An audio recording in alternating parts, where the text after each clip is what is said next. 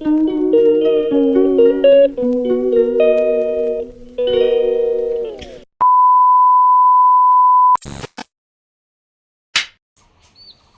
সকাল বন্ধুরা, অনেক দিন পর চলে আসলাম আমি একটা ব্লগ নিয়ে। বিশ্বাস করো ডেলি দিন ব্লগ করছি, বাট আমার এডিট করার জন্য না আমি পোস্ট করতে পারছি না। শরীরটাও বেশি একটা ভালো না, আর কয়েকদিন ধরে আমি প্রচণ্ড পরিমাণে বিজি, সেই কারণে আর ব্লগগুলো তোমাদের সাথে শেয়ার করতে পারছি না। তো ভাবলাম যে না, ব্লগটা এডিট।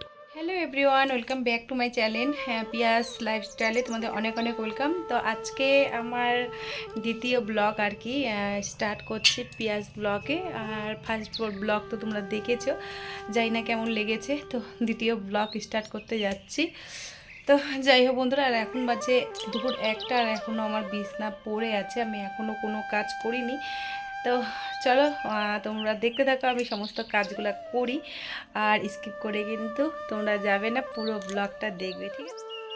প্রায় 1টা বাজে বলেই তো দিলাম তোমাদের। এখন পর্যন্ত ঘরবাড়ি গোছানো হয়নি, রান্না ওই হাফ হয়েছে, এখনও রান্না বাকি আছে। আর রান্নাটা তো করতেই হবে, হাফ বলো আর ফুল বলো, কারণ তোমাদের দাদাভাই কালকে তো ঠান্ডা ভাত ছিল, ওটা খেয়ে গেছে। বললাম না, যে পরিমাণে গরম পড়েছে তার জন্য গরম কিছু খাওয়াই যাচ্ছে না। তো ওই কারণে তোমাদের দাদাভাই ঠান্ডা ভাত খেয়ে গেছে, আর হিয়ার জন্য তো রান্না করতেই হবে। তো আজকে রান্না করেছি, মানে এখন অবধি রান্না করেছি হচ্ছে ডাল চচ্চড়ি, আলু ভাজা, আর বড়া করেছিলাম, খেসারির ডালের বড়া করেছিলাম। কারণ বড়া যদি করা হয় তাহলে মেয়েটা একটু খায় আর কি। তো সেই কারণে 4-5টা বড়া ভেজেছি, ও হিয়াকে খাইয়েও দিয়েছি। তো এখনও অবধি ঘরের কোনো কাজ করিনি, ঘুম থেকে উঠে খালি ওই ভাত নামিয়েছি, ডাল আর যেগুলো বললাম ডাল ভাজা আর বড়াটা করেছি। তারপরে ডিমের ঝোলটা করেছিলাম, তো তোমাদের সাথে শেয়ার করিনি, ডিম সিদ্ধ বসাচ্ছিলাম তখন শেয়ার করেছিলাম। যাই হোক, রান্নাবাড়ি কমপ্লিট হয়ে গেছে, আর চলে এসেছি ঘর গুছাতে গোছাতে তোমাদের সাথে গল্পও করছি। আর দেখতেই পেলে আমার বিছনাটা গোছানো কমপ্লিট হয়ে গেল, আর আস্তে আস্তে সবগুলো ঘর গুছিয়ে নেব। আর এত পরিমাণে রোদ আর এত পরিমাণে হাওয়া দিচ্ছে না, মানে কি বলবো, আর মানে হাওয়াটার জন্য আরও বেশি খারাপ লাগে। যাই হোক, আমার একটা ঘর গোছানো কোনো রকমভাবে কমপ্লিট হয়ে গেল, আর এই বসার ঘরটা কোনো রকম আমি গুছিয়ে নিচ্ছি। আর আজকে সেরকমভাবেও গোছাবো না, গোছানোই আছে, মানে হিয়া খেলে সোফা কভার টভারগুলো আর কি খারাপ করে দেয়, তো সেগুলোই আর কি ঠিকঠাক করে নিচ্ছি।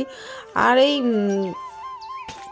ঘরের জিনিসপত্রগুলো ধুলো হয়ে যায় প্রতিদিনই, যদিও বা ঝাড়া মোছা হয়, তাও মানে দিনে 2-3 বার না ঝাড়লে মুছলে হয়ই না।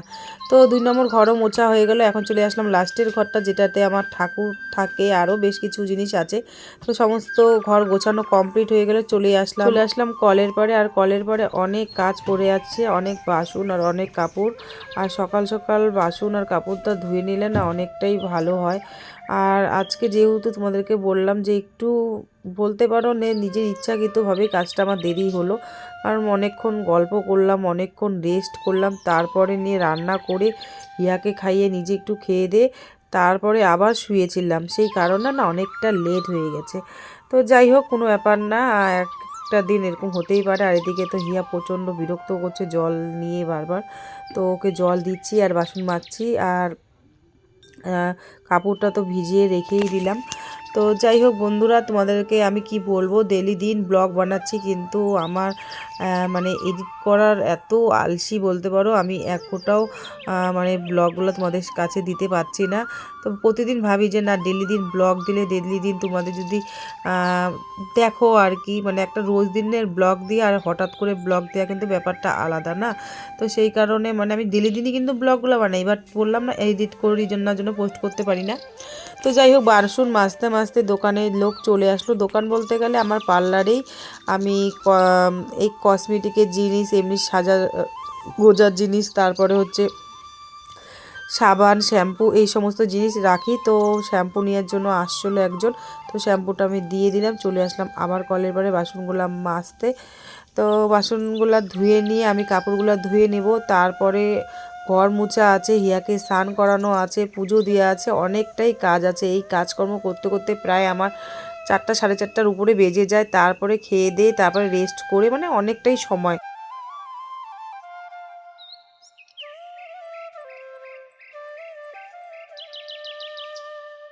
একটা ব্লগ করা কিন্তু অতটাই সহজ নয়। এইখানে ক্যামেরা রাখো, ওখানে ক্যামেরা রাখো, তারপরে এই জায়গায় শ্যুট করো, ওইখানে করো, চারোপাশে শ্যুট করে তারপরে এডিট করে তারপরে ভয়েস দিয়ে অনেকটাই খাটনি।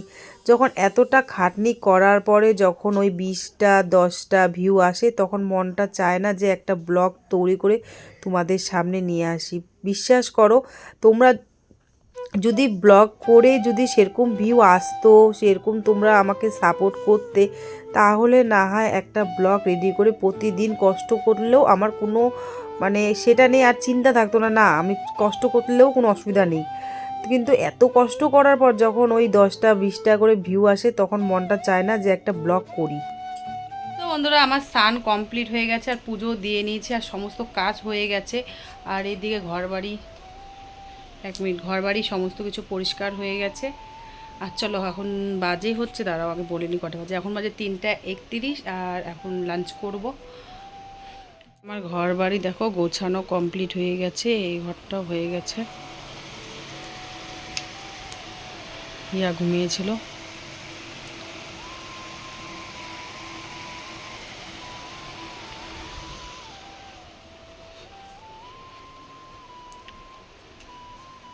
ঘরটাও গোছানো হয়েছে। তাহলে ফটাফট খেয়ে নিই, একটা বন্ধ। আমি এখানে দেখো এই যে ডিমের ঝোল করেছি, আর এখানে এই যে আলু ভাজা, একটু বড়া আছে, আর এটাতে আছে একটু ডাল। লাঞ্চ করে নিই আর তোমাদের সাথে দেখা হচ্ছে একবারে বিকেলবেলা, ঠিক আছে? তো 1,000 years later.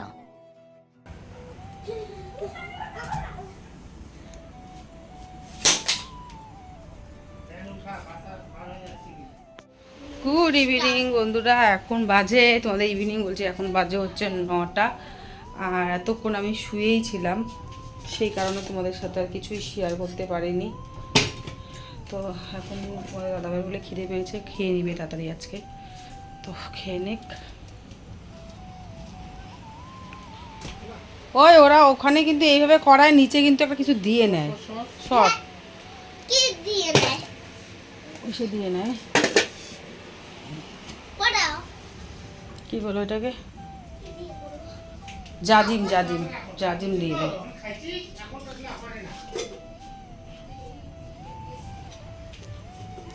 খাওয়ার খায় কেউ ব্যায়াম করে না, তরকারিটাকে না জ্বালায় রাখতে হবে গো। আরে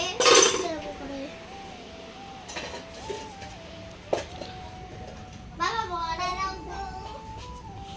খাওয়ার একদম মন নেই, একদম কিছু খেতে চাচ্ছে না গরমের মধ্যে। ভাবছি একটু চা খাবো, জল খাই।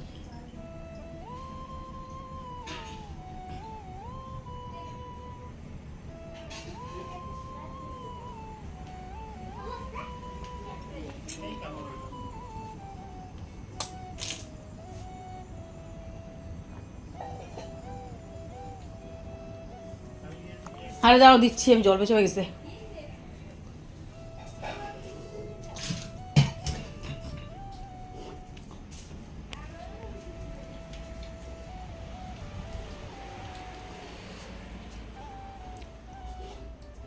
তরকারিটা গরম করে রাখতে হবে, না নষ্ট হয়ে যাবে। গরম না করলেও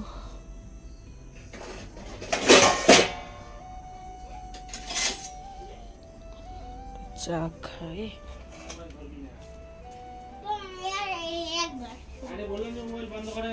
কেন আমার মোবাইলটা দেখ না, ওইটা মোবাইল কি দেখিস, খারাপ মোবাইলটা।